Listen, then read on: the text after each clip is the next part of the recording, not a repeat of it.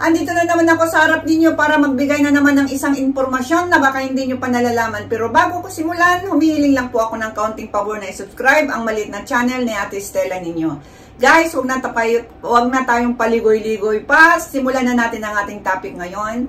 Ang topic natin ngayon ay nanggaling sa ating isang subscriber. Narito po ang kanyang katanungan. Madam, itanong ko lang po kung gaano katagal maghintay ang lalaki para sa pangalawang round sa labanan. Para sa edad na 40 pataas. 56 na po ako at nahihirapan na po akong makadalawa sa muling pagtatalik pagkatapos akong makaraos o labasan. So guys, yan po ang tanong ng ating isang subscriber, pero wag na natin sabihin kung sino po sila para sa kanyang privacy, ano?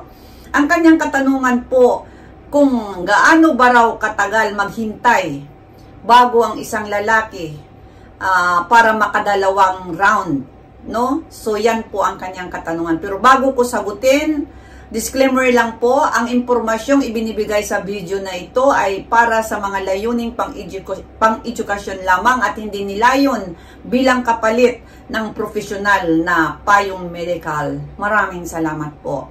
So, ayon sa impormasyon na aking nakuha, para sa mga lalaki na may edad 40 pataas, ang refractory period o oras na kailangan ng isang lalaki bago tatayuan uli at muling makipagtalik matapos ang unang pagniniig ay maaring magtagal mula sa 30 minutes hanggang ilang oras o kahit isang araw.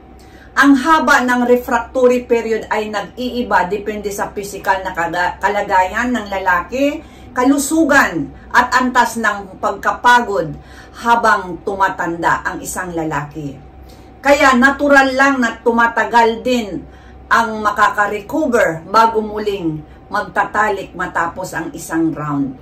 So guys, yan po ang katotohanan ayon sa aking pagsaliksik sa edad na 40 pataas. No, nangangailangan po ng 30 minutes o ilang oras o baka isang araw pa bago muling makadalawa. Pero guys, hindi po ito pangkalahatan, ano? Meron din namang mga may edad na nakakadalawa. Pero ayon sa tawag dito sa aking nasaliksik, mas madaling makarecover ang mga batang kalalakihan. Halimbawa, nasa 20 years ka pa lang, no? Talagang mabilis, siguro mga minuto lang siguro pwede nang tatayuan. Ngunit kapag ayon sa aking nasaliksik, 40 pataas ay nangangailangan na ng tawag dito, ng medyo mahaba-haba, 30 minutes o ilang oras bago muling mag-erect o yung ereksyon, yung titigas sa kanya. Yun po yun, no? Na talagang hindi na kagaya nung kabataan pa niya.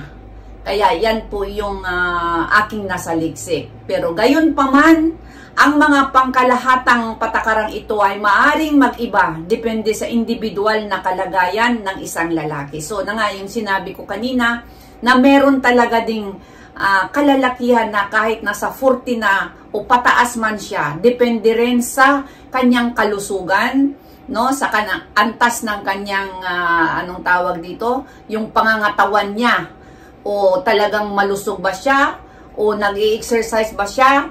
So meron talagang ano rin na madali ring makarecover, makakadalawa siya ng round.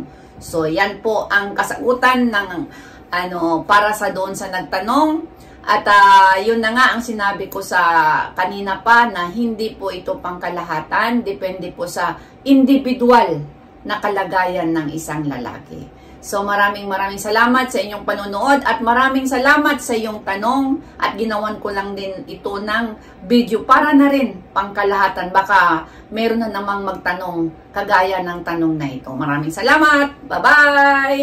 Bye-bye!